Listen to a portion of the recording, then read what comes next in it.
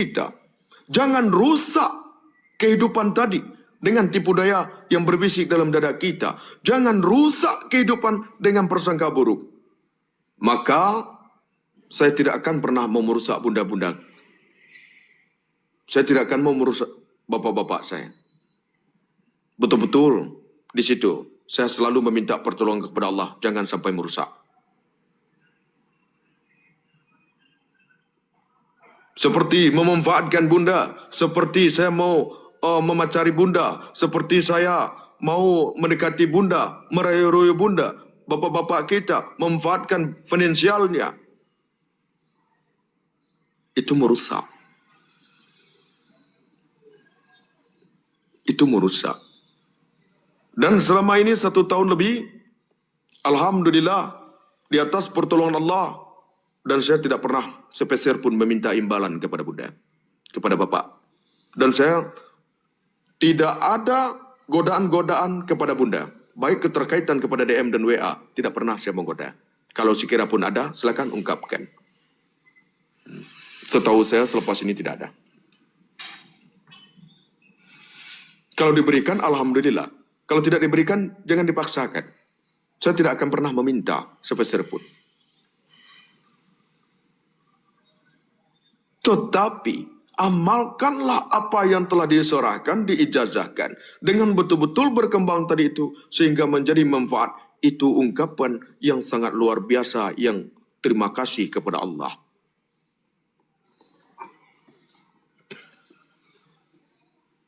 Jadi jangan merusak. Kita mengkaji ketuhanan, jangan rusak citra ketuhanan tadi itu di atas lisan dan perbuatan kita.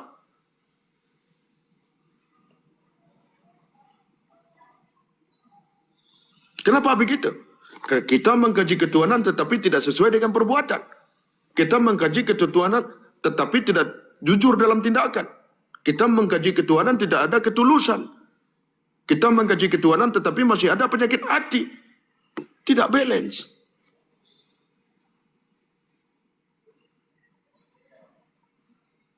Nah, orang yang benar-benar bertauhid dan memenuhi semua tuntutan tauhid dengan hati, itu tadi hati. Yang selalu memandang kebesaran Allah sehingga ianya melihat hatinya membenarkan Allah, rasanya merasakan Allah dalam segala keadaan. Hudur selalu dengan Allah. Ini bab hati. Tidak boleh wilayah itu ada penyakit-penyakit yang menduakan Allah. Tidak boleh. Wilayahnya di situ. Jangan sentuh. Jangan hadirkan penyakit-penyakit hati tadi itu. Itu. Lisan. Kita mengucapkan la ilaha illallah tapi masih menyakiti hati orang. Tidak boleh. Maksud dengan lisan tadi itu, berbicaralah seperlunya. Jangan sakiti hati orang, jangan mencari kesalahan orang, berbicaralah yang baik-baik saja. Perbuatan, jangan kita mencuri, jangan melangkah kaki kepada kemaksiatan, jangan dekati zina, jangan berjudi, jangan mabuk-mabuk. Itu dikatakan membenarkan kepada perbuatan tadi, mengikrarkan dengan perbuatan. Sehingga duduk kepada ketakwaan yang menuruti perintah Allah, menjauhi segala larangan Allah. Hatinya selalu merasakan Allah, lisannya selalu berkata baik, perbuatannya selalu tunduk akan perintah Allah. Ini baru sejalan dikatakan kesempurnaan daripada ubudiyah, kehambaan. Bukan sebatas kalimat la ilaha illallah kita baca 10.000 satu hari. Bukan, mengamalkannya yang perlu. Itu kauli. Kauli ditasdikkan di kalbi, diikrarkan dengan fikli, sejalan. Ini ucapkan saja la ilaha illallah, tapi masih ada penyakit. La ilaha illallah, tetapi masih mengambil hak orang. La ilaha illallah, melangkah kepada maksiat. Selama itu menyebut la ilaha illallah, selama itu menyebut asma Allah, selama itu laknat Allah datang kepadanya. Jadi bukan semarangan untuk menyebut nama Allah tadi. Ada adabnya. Selama hati kita berpenyakit, selama kita masih bermaksiat zahir, Selama berkata kotor, kita sebut asma Allah, selama itu pula laknat Allah datang.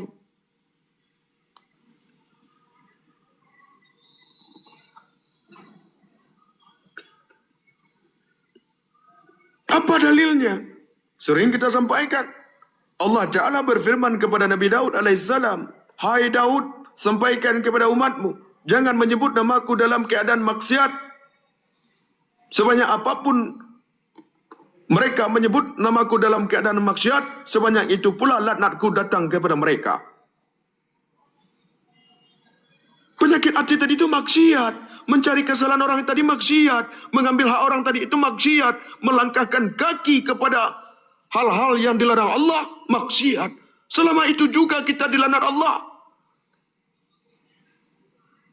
Jadi jangan perkara enteng mengucapkan la ilaha illallah.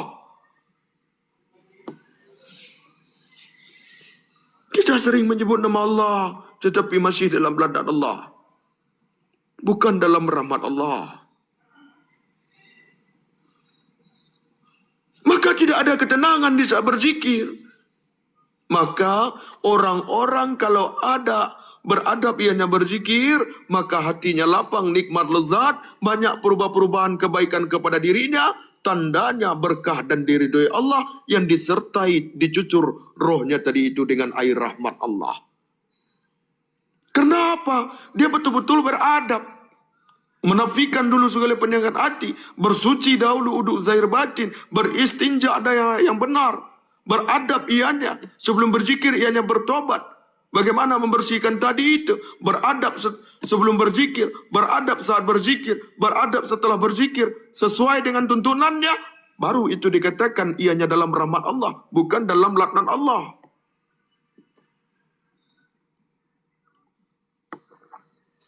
Maka perlunya tarbiyah zikir. Maka perlunya tarbiyah rohaniyah. Tarbiyah itu artinya didikan.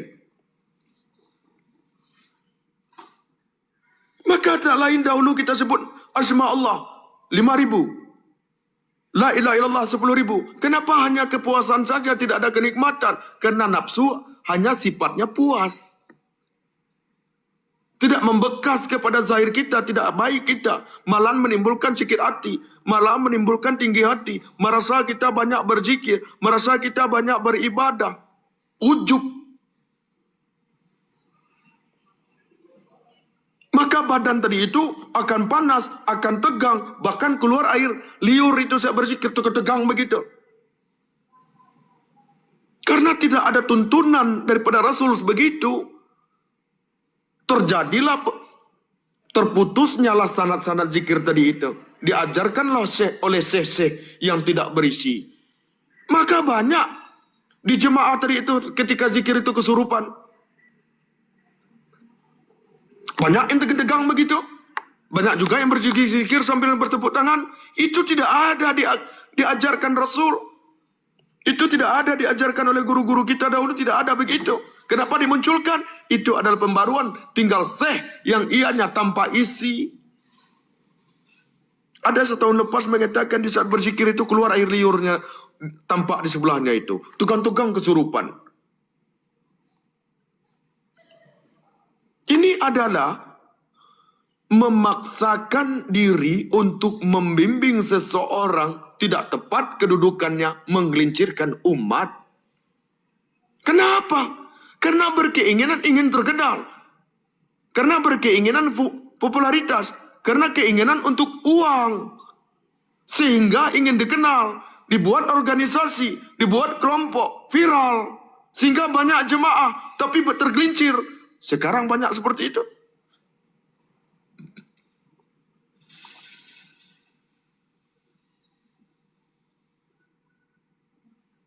Banyak sekarang seperti itu. Dan kita mengambil contoh yang kepada yang sudah, maka jangan kita sampai hal sedemikian. Dan begitu juga kepada bunda dan bapak kita, saya melarang. Jangan promosikan. Biarlah kehadiran hatinya sendiri.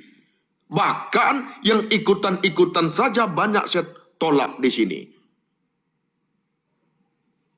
Bukan untuk promosi. Yang mutiara itu bukan untuk dipromosikan. Yang dipromosikan itu adalah imitasi.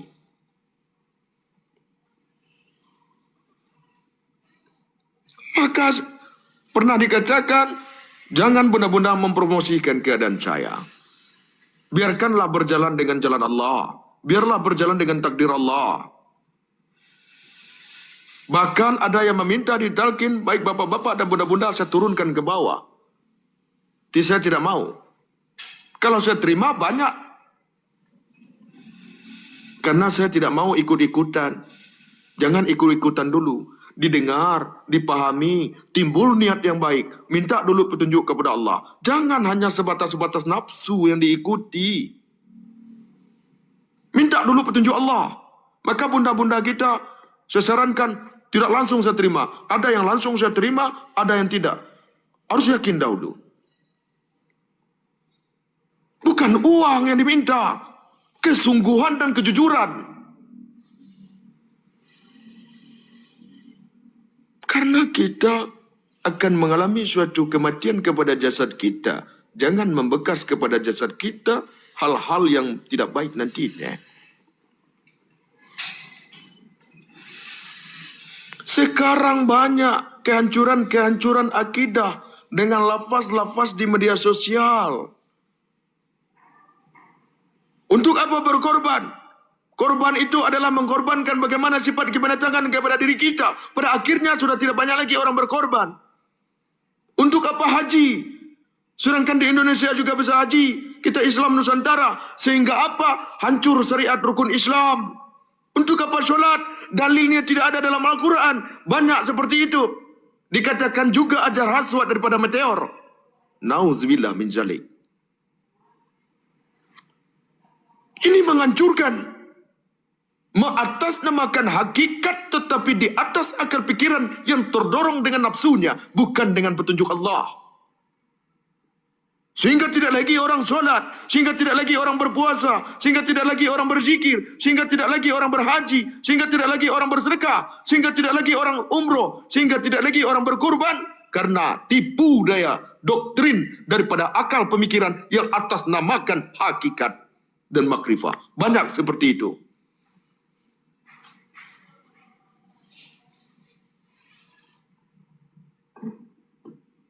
Benar kata Rasulullah SAW dalam hadisnya, akan bermunculan di zaman akhir zaman nanti orang yang berkedok agama tetapi banyak menghancurkan umat. Banyak ianya berpakaian-pakaian ulama seperti ustaz, pakai gamis, pakai sorban, pakai imamah, tetapi menggelincirkan umat.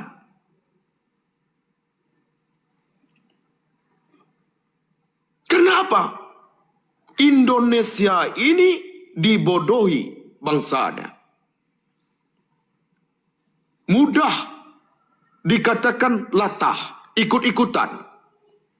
Karena tidak ada prinsip dasar, tetapi tidak semuanya. Tapi tidak semuanya. Saya garis bawahi, tapi tidak semuanya. Sehingga mudah ikut-ikutan. Oh, orang begini, ikutan semuanya di sini. Orang begini, ikutan semuanya begitu. Tetapi kalau orang yang ada prinsip, dia tidak mau ikut-ikutan. Pada umumnya, kebanyakan di negara kita begitu. Hanya sedikit yang betul-betul ada prinsipnya, tidak mau ikut-ikutan. Ini sebagai renungan kepada kita. Oh, ada bermunculan ustadz viral, mengataskan nama hakikat, berbondong-bondong semuanya begitu. Dan semua komal menceritakan pula bab itu. Ini kan menunjukkan ikut-ikutan. Ada ustaz itu menceritakan begini, nanti di komal-komal dijelaskan juga begini, padahal dia mencerita dan bertanya, tidak bertanya langsung, hanya mendengarkan di komal, hanya mendengarkan di YouTube, sehingga dia ceritakan kepada orang lain. Kan tidak dicarinya nasnya dahulu, tidak dibenarkan dahulu di Al-Quran, tidak ada kesepakatan ulama, tidak ada daripada hadis, lalu berani dia mengungkapkan. Itu adalah mesin fotokopi yang berjalan. Tidak begitu kita mengkaji. Maka dijelaskan, Bunda, Bapak, setiap ucapan ini cari dulu nasnya. Sesuai tidak dengan Al-Quran, sesuai tidak dengan hadis, sesuai tidak dengan sepakatan ulama. Sesuai tidak dengan perjalanan kerohanian. Kalau sesuai semuanya, ambillah sebagai pedoman. Kalau lari daripada keempat ini, jangan ikuti. Pernah saya tegaskan berulang-ulang kali seperti itu. Kenapa? Didikan, jangan kita terperdaya dengan ucapan orang nanti. Waalaikumsalam, Bunda Mawarsi.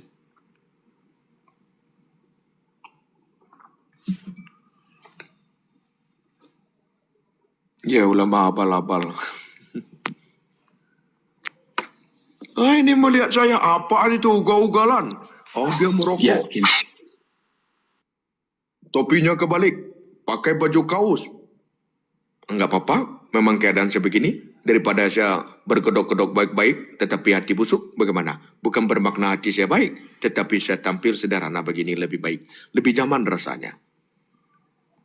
Kenapa? Ingat, sorban itu dipakai, itu ada lapisan. Ada perjanjian itu. Bukan sembarang dipakai itu. Maka ada warnanya hijau, ada warna hitam. Ada warna putih. Bukan sembarangan untuk dipakai itu. Kopiah hitam. Bukan sembarangan itu kebijaksanaan itu. Sorban yang dilidikkan di sini. Bukan sembarangan itu dipakai. Ada kulima-kulimaan yang dibaca untuk memakai tadi itu. Ada perjanjian-perjanjian itu sebelum memakai. Itu orang yang ngerti. Ini pakai aja.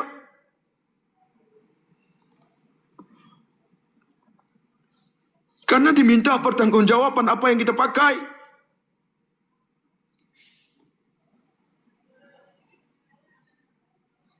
Berlagak pakai kopiah haji, tetapi hati kita dengki. Kenapa? Di sini adalah puncak. Melambangkan citra daripada seseorang tadi. Kalau pakai baju putih harus bersih ianya. Kalau pakai kopiah hitam harus bijaksana ianya. Kalau tidak ada sesuai, jangan coba-coba memakai sembarangan. Maka saya lebih bagus begini. Maka di imamah itu ketika dipakai itu kan ada lapisan, ada 3, ada 7, ada 9. Ada makna semua di situ. Ini pakai saja.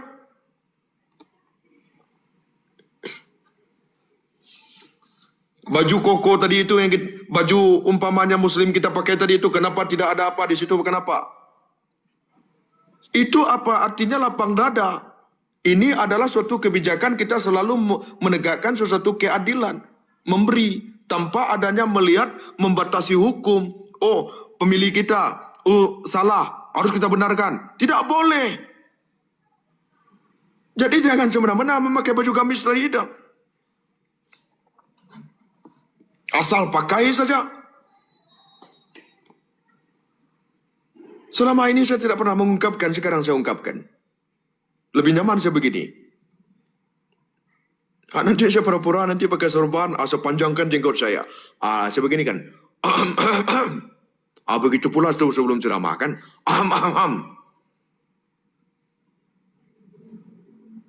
Alhamdulillahilladzi hadana lihadza wa ma kunna linahtadiya laula hadanallah. Amma ba'du.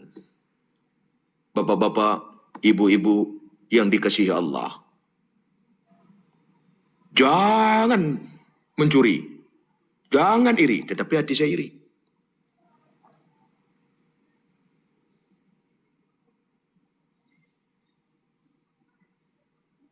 Apakah kamu begitu? Kenapa dia semuanya diam ini? Budak-budak kita tiarap semua ini kayak ketakutan. Tidak, Buya. Saya tahu. Iya betul. Alhamdulillah. Iya, betul keadaan sekarang. Astagfirullahaladzim. Macam mana caranya mau memahamin tentang itu, Guru? Jadi komentar ini Guru saya, Guru. Allah Akbar. Assalamualaikum warahmatullahi wabarakatuh, Guru, bunda-bunda, bapak-bapak semua.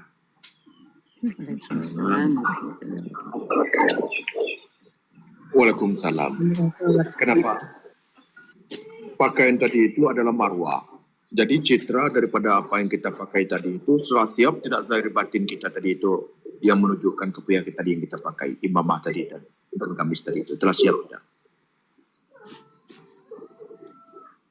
Guru, Jangan saya malu itu guru pakai gamis. Dulu saya sering pakai gamis tuh guru. Semenjak mendengar surahan Boy, guru nggak pernah lagi saya pakai tuh guru sekarang. Malu dengan diri sendiri guru. Malu dengan diri kadang-kadang sendiri. tidak terbawakan saudaraku. Tidak terbawakan kepada kita itu. Bahaya kepada kita nanti. Menjadi sifat kemunafikan kepada kita. Kenapa? Karena kita pakai gamis tetapi hati kita masih ada iri dan dengki. Takut kita kepada Allah. Kita memakaikan citra dalam satu kemusliman tetapi hati kita itu masih ada iri dan dengki. Takut. Saya paling takut itu. Maka saya sangat berhati-hati untuk memakai sesuatu tadi itu. Bagusan saya memakai ugal-ugalan. Gak jadi masalah.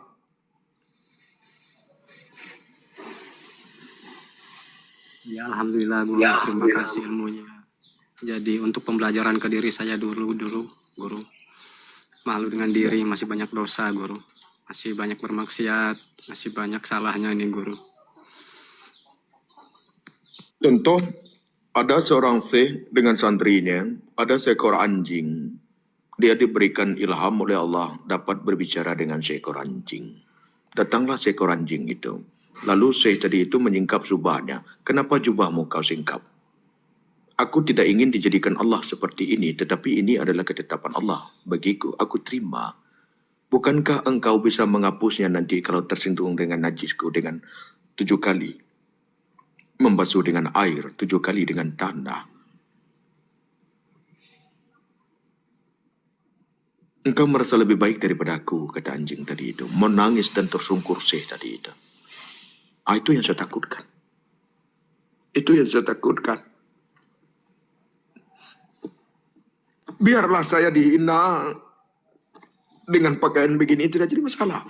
Saya tidak ada mengakui saya itu ulama. Saya tidak ada pernah mengakui saya ustaz. Saya tidak ada pernah mengakui saya buya. Tidak ada. Satu kali lisan saya selama ini sebagai tuan bunda, tidak pernah saya mengatakan saya itu seorang ulama.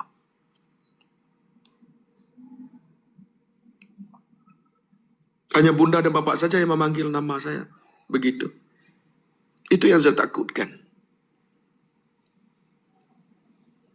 Karena perjanjian-perjanjian di saat memakai kopiah itu ada. Sumpahnya ada.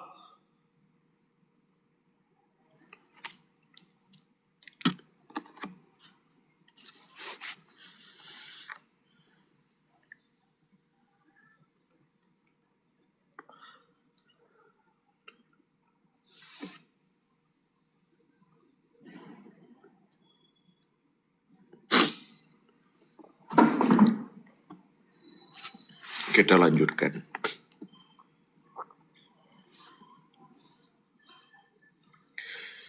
Memenuhi semua tuntutan tauhid dengan hati, lisan, dan perbuatan. Inilah dikatakan perjanjian yang dipegang teguh oleh orang bertakwa selama hidup di dunia. Perjanjian. Perjanjian ini adalah ikrar. Ikrar ini adalah baiat dengan Allah Subhanahu wa taala. Maka baiat itu bukan pada hakikatnya kepada guru tetapi dengan Allah, berjanji. Maka di situ di surah Al-A'raf Allah Taala berfirman, bukankah aku Tuhanmu? Seraya ruh berkata, ya engkaulah Tuhan kami. Itu adalah perjanjian kesaksian. Harus selalu menghadap hati ini kepada Allah Subhanahu wa taala. Tidak boleh tidak. Ini yang dikatakan juga oleh Hakim At-Tirmizi. Inilah dikatakan al-mistaq, perjanjian yang dipegang teguh oleh seorang bertakwa selama hidup di dunia. Orang bertakwa tidak mempunyai keyakinan kepada apapun selainnya. Orang bertakwa pantang menggantungkan diri kepada sesuatu atau seseorang selainnya.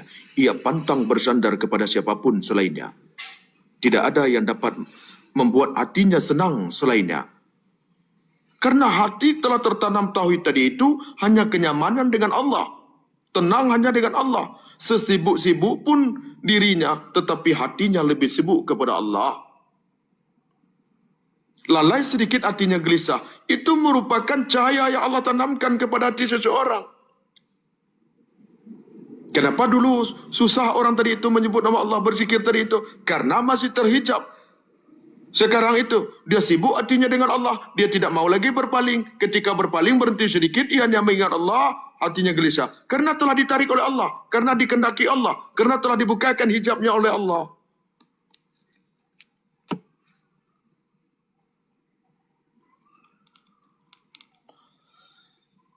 Iya, Poju.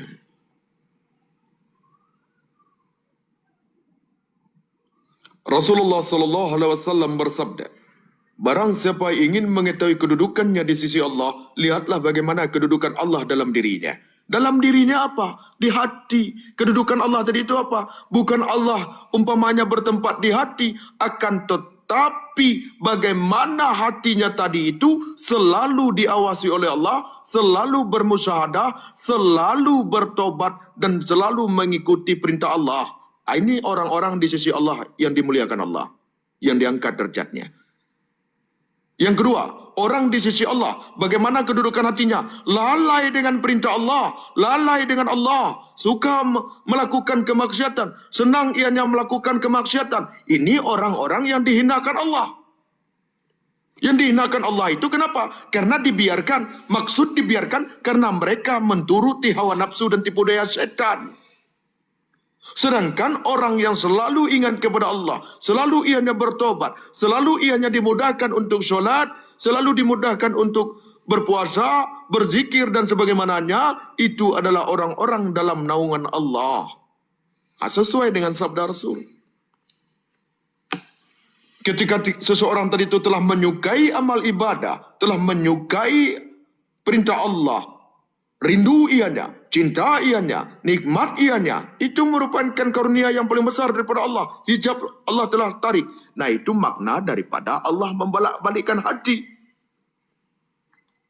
Makna membolakkan hati tadi itu, Allah berkuasa membuka hijab tadi itu. Karena yang sebaik-baiknya membersihkan hanya Allah. Itu maknanya Allah membolak-balikkan hati tadi itu.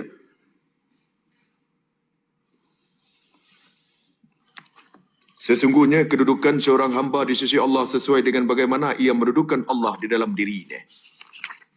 Orang bertakwa takut neraka. Sesungguhnya neraka diciptakan untuk menjadi tempat bagi orang yang durhaka. Sewaktu baru diciptakan neraka itu putih dan bercahaya. Sebab ia diciptakan daripada cahaya. Kemudian Allah menempatkan kemurkaannya padanya sehingga warnanya berubah menjadi hitam kelam. Maka jahim neraka Jahannam itu apinya warna hitam. Api itu ada beberapa tujuh. Ada merah, ada oranye, ada biru, ada putih. Pernah tidak melihatnya? Ada keunguan. Ada hitam. Pernah. Ya kan? 7 tingkatan itu. Maka api yang warna hitam itu api yang paling panas itu.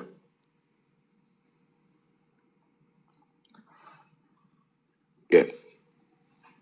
Oleh karena itu, neraka selalu mengamuk dan bengis serta menyeramkan. Orang yang membela dan melakukan kebenaran akan terlindung dari api neraka dan tidak akan tersentuh oleh kemarahan. Jilatan api dan asapnya bahkan mereka tidak akan melihatnya dan tidak akan mendengar suaranya. Telah menceritakan kepada kami Muhammad bin Abi Umar Al-Bidi dari Sulaiman bin Harb dari Abu Salih Al-Hasan bin Ghalib bin Sulaiman dari Kasir bin Zaid dari Abi Maimanah bahawa ia bertanya kepada Jabir bin Abdullah tentang yang dikatakan mendatangi neraka. Jabir berkata, aku mendengar Rasulullah sallallahu alaihi wasallam bersabda, tidak ada al-wuruk adalah al-dukul memasuki. Tidak ada orang berbuat baik dan orang yang durhaka kecuali akan memasuki neraka. Akan tetapi api neraka itu terasa sangat dingin bagi orang-orang beriman seperti yang dirasakan oleh Nabi Ibrahim alaihissalam. Ketauhidan bersanad kepada Nabi Ibrahim. Ketika cahaya panas tadi itu, kita tidak merasakan panas tetapi merasakan dingin. Pernahkah begitu? Cahaya matahari? Karena mengikuti betul-betul jalan kepada Nabi Ibrahim. Kemurnian daripada tauhid. Kemurnian daripada tauhid.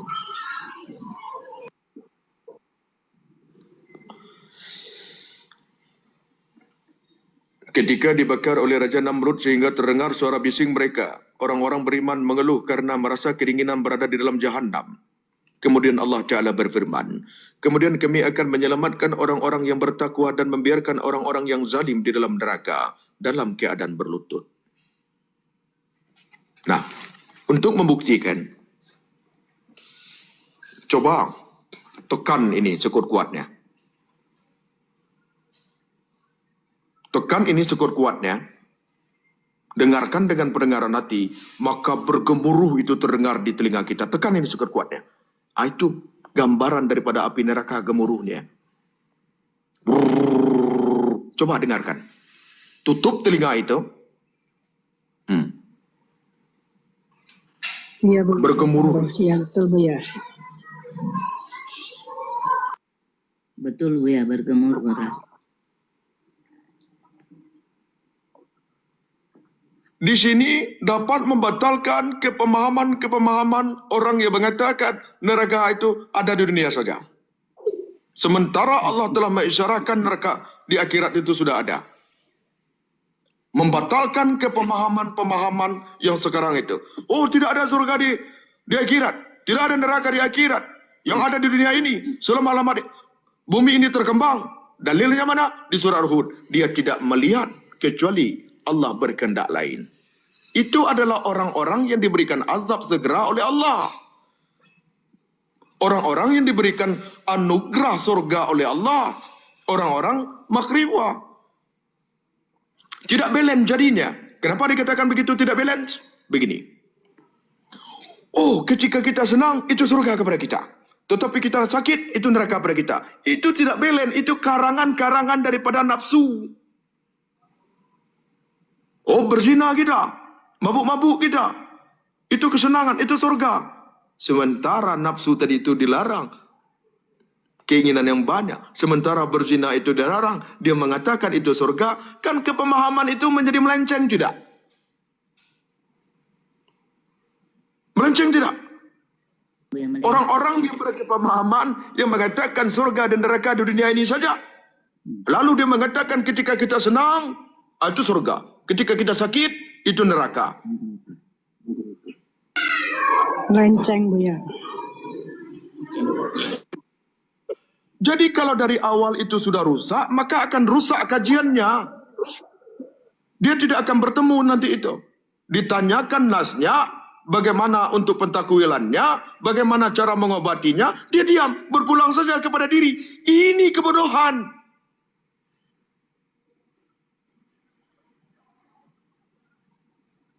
Ini yang banyak terjadi.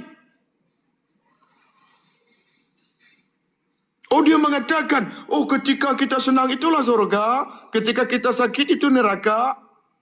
Ada juga senang melihat orang susah. Apakah itu surga? Susah melihat orang senang.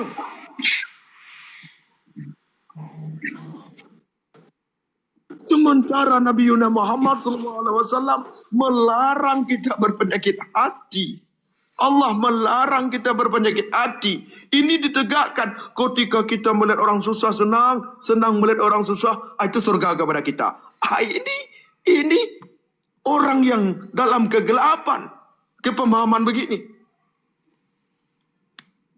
Oh, ketika jiwamu tenang itu surga kepadamu. Ketika jiwamu gelisah itu surga kepadamu. Nauzubillah min dzalik.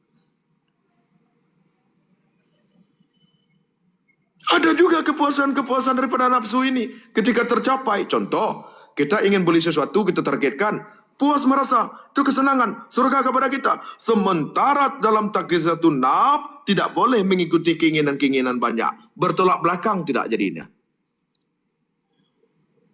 Betul. Kan Bu ya.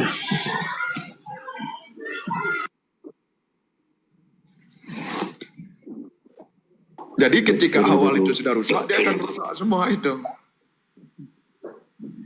Iya Guru, izin dulu Guru, boleh Guru saya potong pencerahannya Guru sebentar.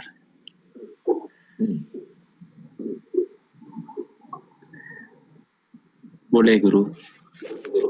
Ya silakan Saudara Fikri. Ya, di atas kemudahan dan pertolongan kami melihatkan, kami tidak apa-apa yang mengajukan kami. Bismillahirrahmanirrahim. Sewaktu guru tadi menyuruh menekan telinga, yang saya rasa di dalam hati keluar pancaran api. Pas itu banyak orang di dalam api di sana berlangoy-langoy di dalam api. Apakah itu dari nafsu saya apa bagaimana itu guru? Badan saya sekarang ini sejuk sekali. Allah di atas kemudahan dan berkat Allah. Kami tidak mampu kali tolong. Bukankah jangan jadikan ampun. Allah. Yaitu guru, mohon maaf. Ya, betul itu Bunda Ana. Sir terbuka, dibukakan Allah itu. Bagus. Maka ketika sir dibukakan Allah keterkaitan kepada alam melakut, maka akan ditampakkan hal itu. Bagus. Sir dibukakan, badan kita itu sejuk, nikmat. Dingin badan kita itu. Ditampakkan itu. Itu bukan nafsu, saudaraku. Sir yang terbuka.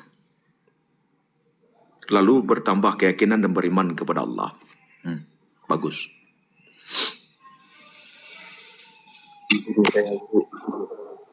Guru saya takut sekali, guru takut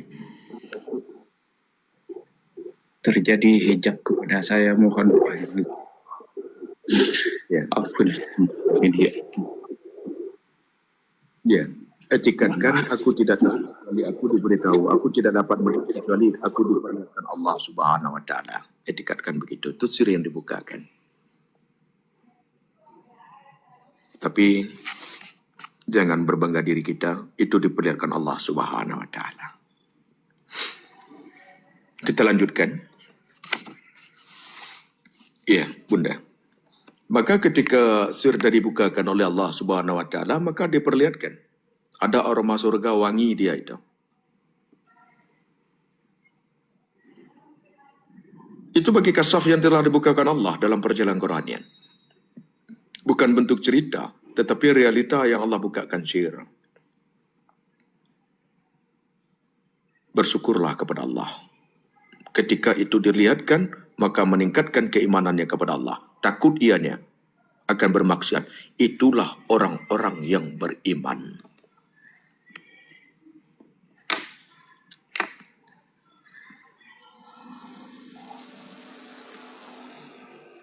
Assalamualaikum warahmatullahi wabarakatuh. Waalaikumsalam, saudaraku Ismail. Ya, Guru.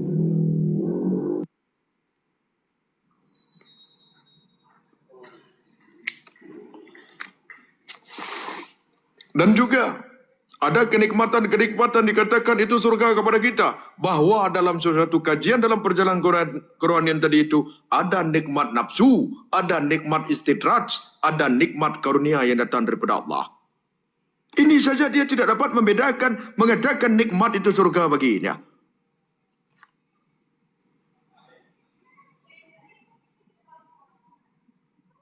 Bertentangan jadinya. Ketika dikaji betul-betul akan bertentangan jadinya. Pemahaman-pemahaman orang-orang yang begitu.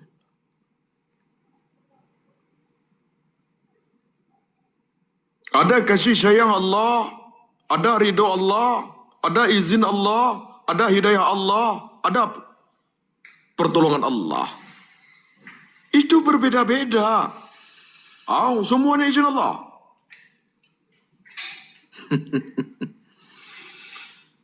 Itulah butuhnya petunjuk-petunjuk di atas keilmuan tadi itu, sehingga kita dapat memahami, jangan kita sampai tergelincir dengan pemahaman-pemahaman yang banyak sekarang ini.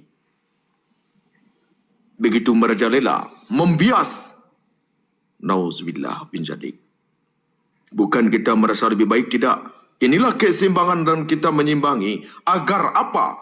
Betul-betul nanti umat dapat membedakan yang mana yang hak, yang mana yang batil. Atas petunjuk Allah Subhanahu wa taala.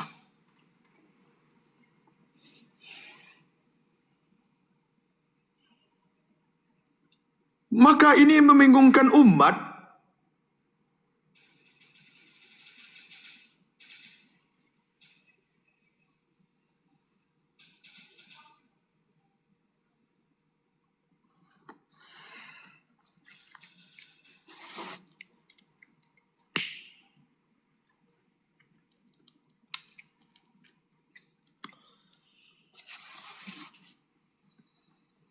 Oleh kerana itu, disambung kembali. Tidak ada orang yang berbuat baik dan orang yang durhaka kecuali akan memasuki neraka. Akan tetapi, api neraka itu terasa sangat dingin bagi orang yang beriman seperti yang dirasakan oleh Nabi Yuna Ibrahim alaihissalam. Ketika dibakar oleh Raja Namrud, sehingga terdengar suara bising mereka, orang-orang beriman yang mengeluh kerana merasa keringinan berada di dalam Jahannam. Kemudian Allah Ta'ala berfirman, kemudian kami akan menyelamatkan orang-orang yang bertakwa dan membiarkan orang-orang yang zalim di dalam neraka dalam keadaan berlutut. Telah menceritakan kepada kami Abdullah Al-Rabi'i dari Mansur bin Ammar, dari Ibnu La'iyah, dari Bashar bin Talah Al-Hizami, dari Khalid bin Munabih, dari Rasulullah SAW bahwasanya beliau bersabda, neraka berkata kepada orang yang beriman, lewatlah, cahayamu telah memadamkan kobaran apiku. Cahaya apa? Cahaya iman. Cahaya apa? Cahaya Islam. Cahaya apa? Cahaya ihsan. Ini golongan-golongan yang bercahaya.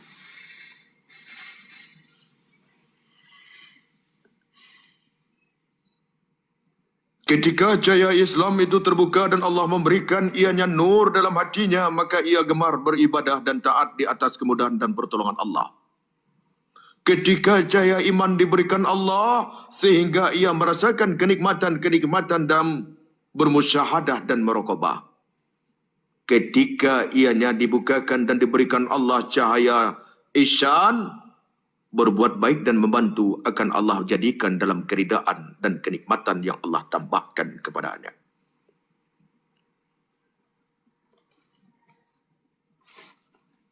Namun tidak semua orang bertakwa bebas daripada neraka. Di antara mereka ada yang mesti merasakan panasnya neraka. Tingkatan mereka yang merasakan panasnya neraka berbeza-beza.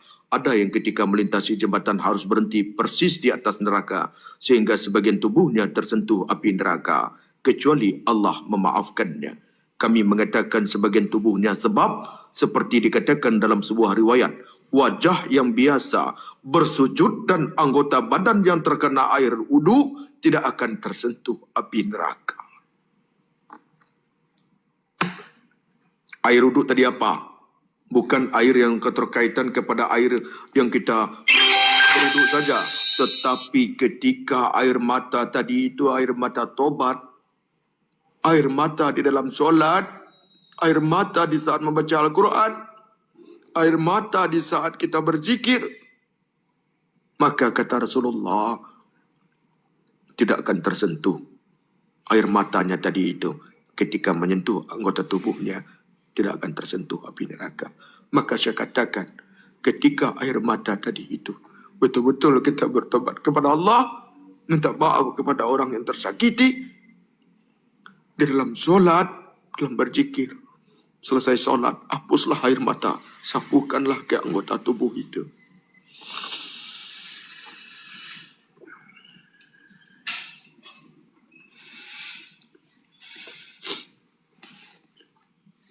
Kenapa? Itu wuduk batin, air wuduk batin.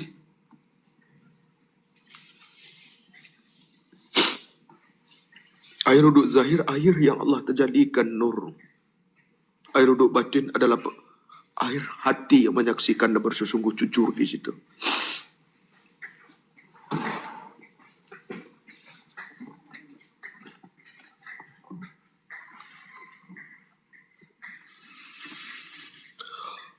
Wajah yang biasa bersujud dan anggota, wajah yang berasa sujud tadi itu hatinya yang selalu tawaduk, hatinya yang selalu berhadap dengan Allah, selalu merasakan Allah dimanapun berada. Itu dikatakan sujud, hakikat sujud. Jika hatinya telah bersujud hadir hati dengan Allah, maka anggota tubuhnya pun akan bersujud kepada Allah.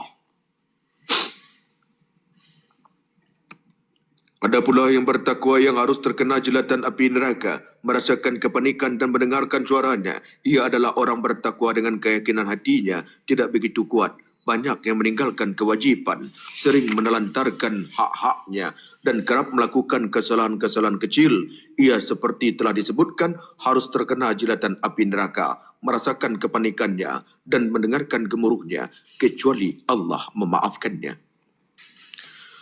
Ada pula orang yang bertakwa yang keyakinan hatinya tidak begitu murni, banyak meninggalkan kewajipan, sering menelantarkan hak-haknya dan kerap melakukan kesalahan-kesalahan kecil. Namun sebelum mati ia masih sempat memperbaiki diri dengan menyesali semua kesalahan dan kekurangannya, bertobat dan berusaha sebaik-baiknya, memenuhi semua kewajipan dan hak-haknya. Ketika ia mati, Allah telah menutupi dan memaafkan semua kesalahannya. Maka ketika melintas di atas jembatan, ia berhasil melintasi dengan selamat dan terbebas dari jelatan api neraka, tidak merasakan kepanikannya dan tidak mendengarkan suaranya. Inilah yang dikatakan selalu solat fardu itu solat tobat. Selalu minta ampun kepada Allah. Maka ditekankan, diijazahkan setelah solat fardu, tolong solat tobat. Berzikirlah kepada Allah. Jangan pernah merasa kita diampuni Allah.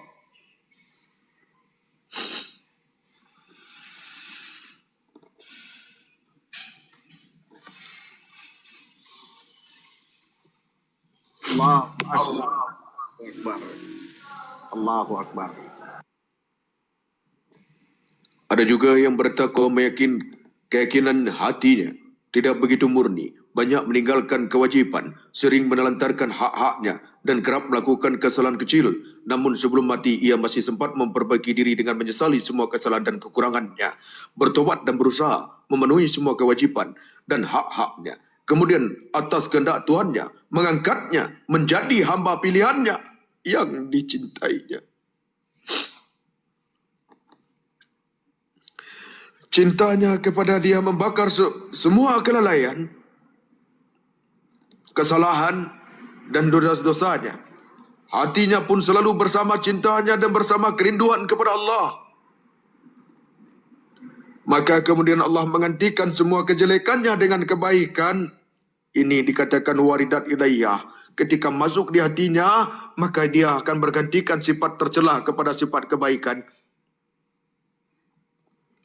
Ini sesuai dengan ucapan Al-Syabai, apabila Allah mencintai seorang hamba, maka dosanya akan apabila Allah mencintai seorang hamba, maka dosanya tidak akan memudaratkannya. La ilaha illallah Muhammad Rasulullah.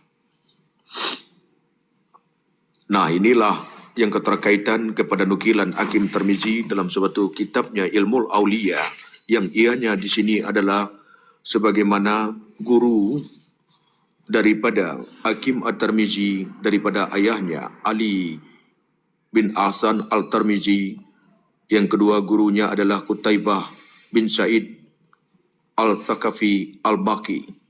Yang ketiga Salih bin Abdullah Al-Tirmizi, Salih bin Muhammad Al-Tirmizi. Yang kelima Sufyan bin Waqi, Al-Hasan bin Am bin Syakik Al-Baqi, Ahmad bin Qadrawayah, Abu Turab Al-Naqshabi, Yahya bin Mu'az Al-Razi, Yaqub bin Syaibah bin Al-Sart. Itu guru daripada Hakim At-Tirmizi. Ianya lahir di Termes Hakim Tirmizi ini dia termasuk periwayatkan satu hadis. Jadi jangan dikira Hakim Tirmizi itu orang biasa. Dia para wali Allah. Bukhari, Muslim. Jadi sebelum dia meriwayatkan hadis tadi itu, dia berpuasa dahulu. Dia solat sunat dahulu. Sebelum menjelaskan daripada hadis-hadis Rasulullah tadi itu dalam satu periwayatan. Jadi bukan sembarangan orang-orang yang meriwayat tadi itu. Dia guru besar juga. Banyak daripada Hakim Tirmizi ini keterkaitan mengambil daripada sarahan Hakim Tirmizi ini Ibnu Arabi. Yang kedua Imam Al-Ghazali mengikuti jalan daripada Hakim Tirmizi ini.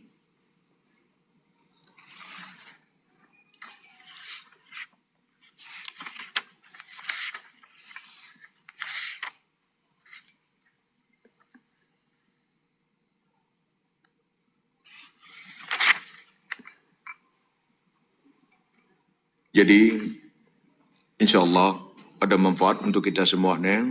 Sekiranya ada budak-budak kita yang mau bercerita, insyaAllah. Silakan. Bapak kita silakan. Izin guru. Assalamualaikum warahmatullahi wabarakatuh. Buat guru juga saudara dan saudariku semua. 130 kurang lebih yang ikut menyimak. Tadi guru sempat menceritakan tentang neraka ya. Sini guru izin untuk menyampaikan satu kejadian yang sangat luar biasa, sangat fenomenal yang pernah terjadi di daerah kami. Maka kejadiannya itu kurang lebih 1 kilo lebih saja dari rumah saya ini.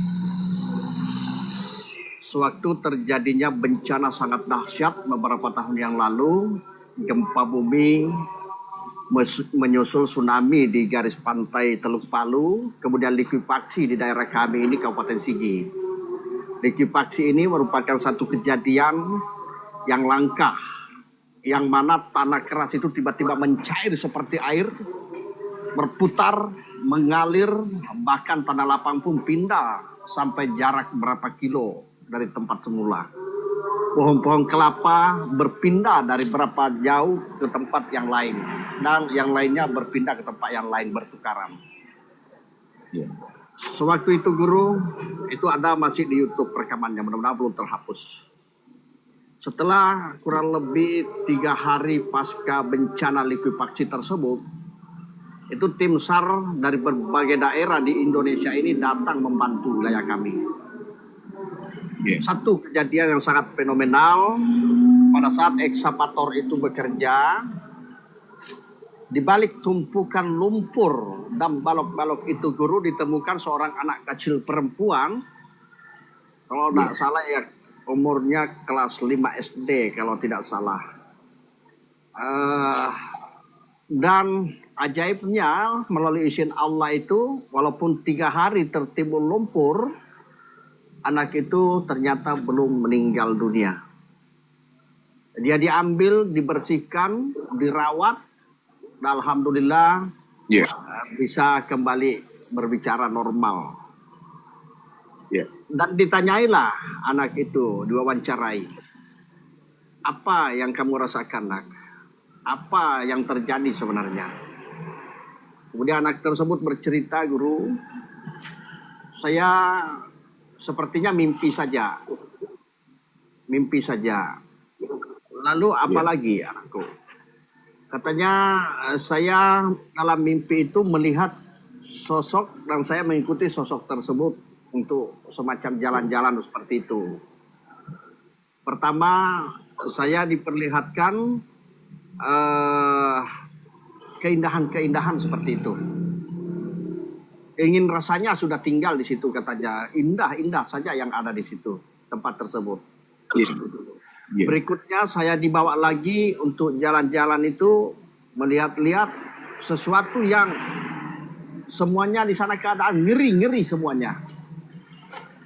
Satu hal yang sempat diceritakan anak tersebut, dia diperlihatkan semacam wajang besar sekali, seperti minyak mendidih, Dan di sana manusia dicurah seperti apa ikan-ikan kecil itu, Guru, bila mana dibuat perkedel itu, ikan apa namanya tuh?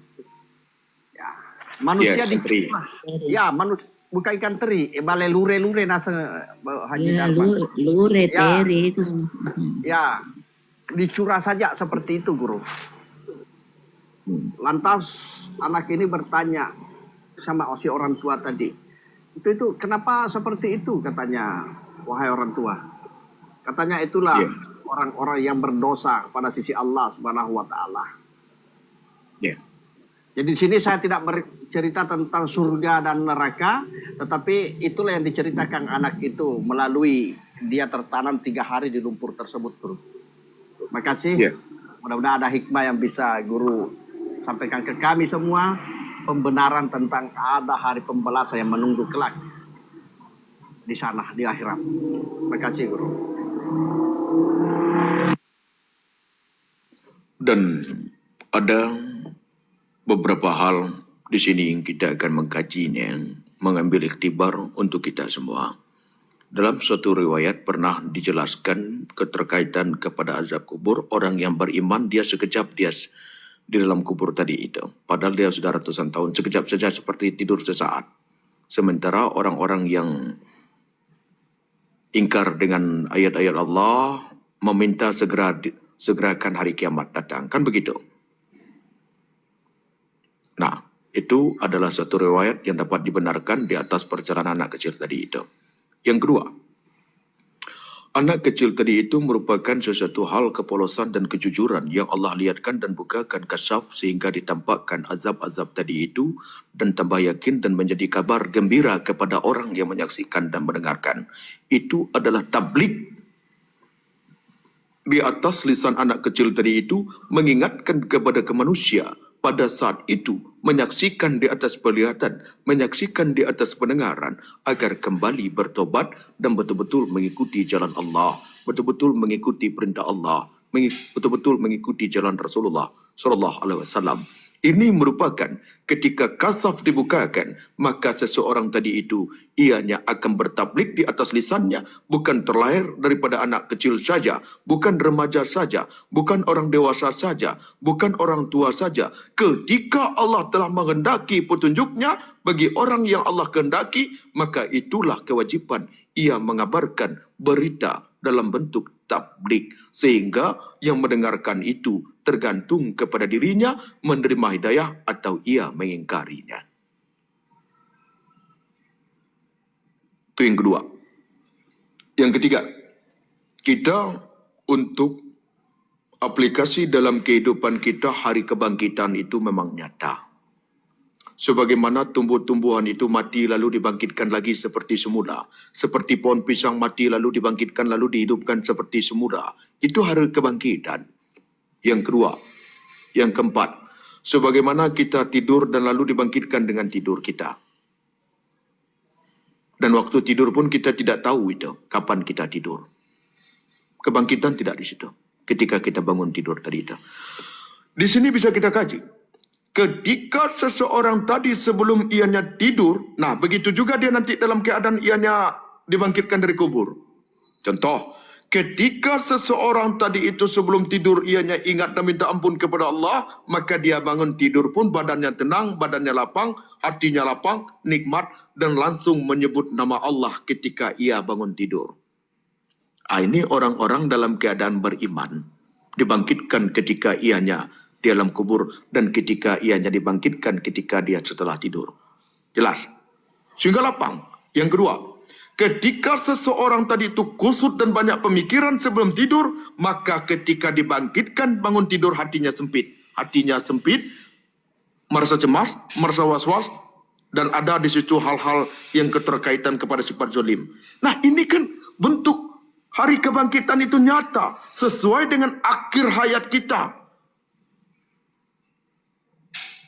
Ketika kita tidur tadi itu kan kita panca indera kan, mata tidak melihat lagi, pendengaran tidak mendengar lagi, diambil dalam kuasa Allah. Kan begitu? Itu ya. Maka Allah kuasa di saat terjaga dan saat tertidur tadi itu dalam kuasa Allah, dalam genggaman Allah, dalam kuasa Allah harfiahnya. Jadi, melihat dan menilik seseorang tadi itu, ketika ianya sebelum tidur itu menyebut nama Allah, berzikir kepada Allah, bermusyahadah dan meraqabah, dan minta ampun kepada Allah, maka bangun tidur pun secara otomatis hatinya Allah lapang dan nikmat saja. Mudah ianya melakukan ibadah, berseri-seri mukanya. Bukankah kaum mukmin dibangkitkan nanti akan berseri-seri mukanya, melihat wajah Tuhannya? Yang kedua, sebagaimana seseorang tadi itu sebelum dia tidur itu ada kusut pemikirannya, banyak penyakit hatinya, dan dia tidak bertobat dan tidak bermusyahadah dan meraqabah, maka bangun tidur pun dianya itu kusut mukanya, hatinya sempit. Ini sesuai. Hari kebangkitan dan siksa tersebut sesuai dengan apa yang kita alami. Jelas di situ saudaraku Ismail. Jadi isyarah-isyarah kepada kita keseharian-seharian itu telah menunjukkan kebesaran Allah, telah menunjukkan bagaimana dunia dan akhirat, telah menunjukkan bagaimana yaumul mizan, yaumul sirat, yaumul hisab. Iya, Guru. Jelas. Jelas sekali, Guru. Dan waktu itu, Guru, setelah berapa hari penyelamatan anak tersebut,